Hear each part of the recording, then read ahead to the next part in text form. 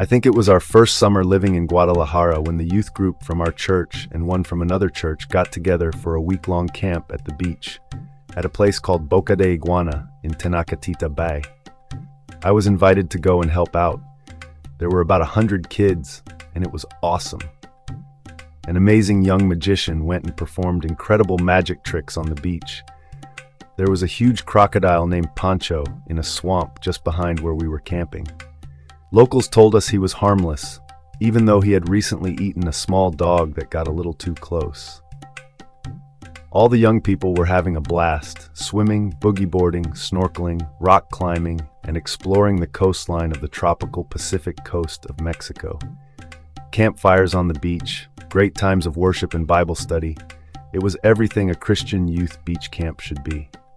One beautiful afternoon, most of the kids were sunbathing or splashing in the surf. It was my turn to keep an eye on those in the water and make sure everyone was safe.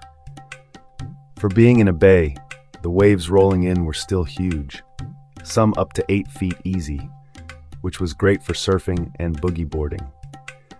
There were some big submerged rocks off to the right that we warned everyone to stay away from.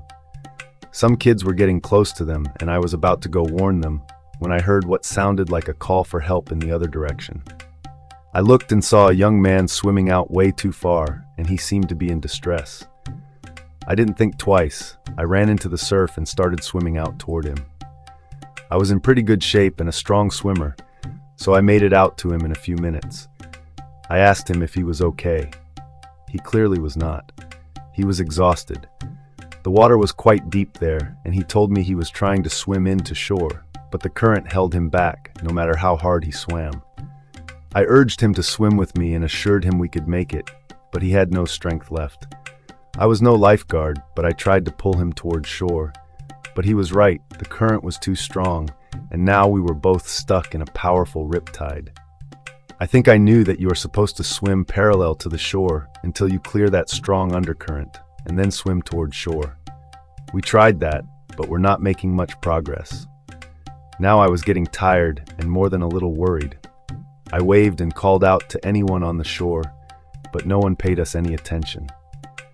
I let the young man hang on to me while I treaded water to help him conserve his strength. I called out again and again. Surely someone would notice. What a fool I was. I should have known better. I should have at least grabbed some kind of float or tube or something. Now I was beginning to fear for my own life as well as for this guy I was trying to rescue. After what seemed like a very long time, someone finally did see us. 2 guys jumped in a kayak and paddled out to rescue us. I told them the riptide was too strong. We held on as they towed us with considerable effort back to the beach. What a relief to be back on solid ground. That afternoon, things could have ended tragically, but instead I learned an important lesson that day. Act fast, but think before you act. Always let someone else know what you are planning to do before you do it, and always have some kind of flotation device handy if you are on lifeguard duty. Above all, respect the ocean and take every precaution when going for a swim.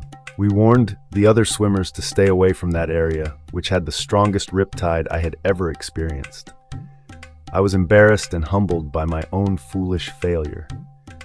Here I was, the mature, older man, watching out for the young people, on lifeguard duty, and without thinking, I confidently jumped in to rescue somebody, and ended up needing to be rescued myself.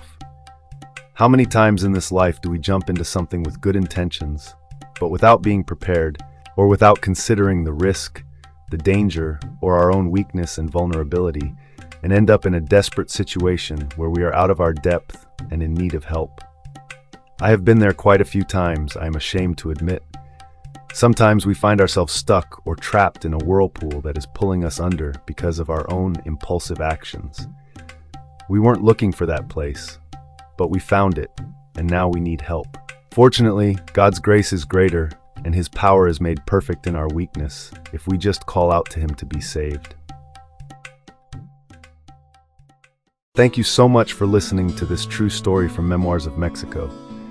If you enjoyed this story, or if it was a blessing to you, please feel free to like and subscribe to my channel. That would be a blessing to me. I upload a new true story every day.